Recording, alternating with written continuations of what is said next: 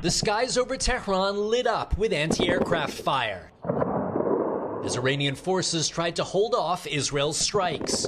The long-awaited attack carried out by Israeli Air Force fighter jets operating nearly 1,000 miles from home, striking in retaliation for this ballistic missile attack by Iran on October 1st.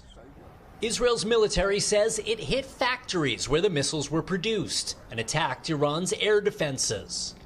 Prime Minister Netanyahu appearing to heed U.S. calls for a limited strike that did not hit Iranian nuclear or oil facilities.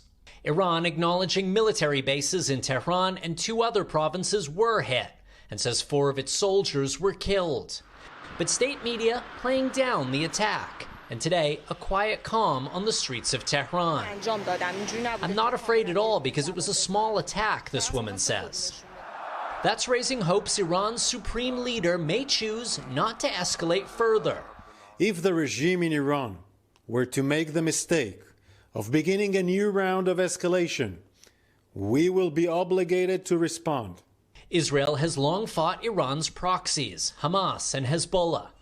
But in April, it bombed the Iranian embassy in Syria. Tehran hitting back with its first ever direct strike on Israeli soil.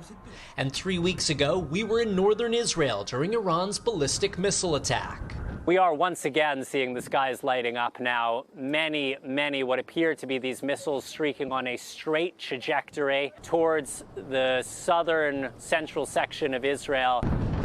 What was a decades-long shadow war between Middle Eastern enemies now being fought in the open.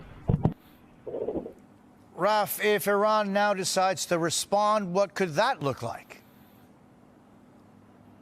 Well, Jose, it would most likely take the form of another larger ballistic missile attack. Iran fired around 180 missiles last time, but that is just a fraction of their arsenal. The Pentagon estimates they have more than 3,000 in their overall stockpile. Jose. Raf Sanchez in Tel Aviv, thank you.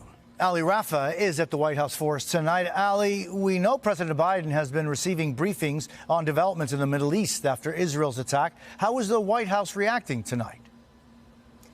Jose, the White House says President Biden has directed everything be done to protect U.S. troops in the Middle East and ensure the defense of Israel from Iran and its proxies. After this operation, the White House says the U.S. had no involvement in. The president in battleground Pennsylvania today telling reporters he was notified by Israel before the attack and that he hopes this is the end of direct fire between Israel and Iran.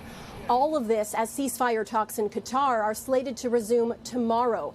A senior administration official telling me today they don't expect Israel's actions to affect those negotiations. Jose? Thanks for watching. Stay updated about breaking news and top stories on the NBC News app or follow us on social media.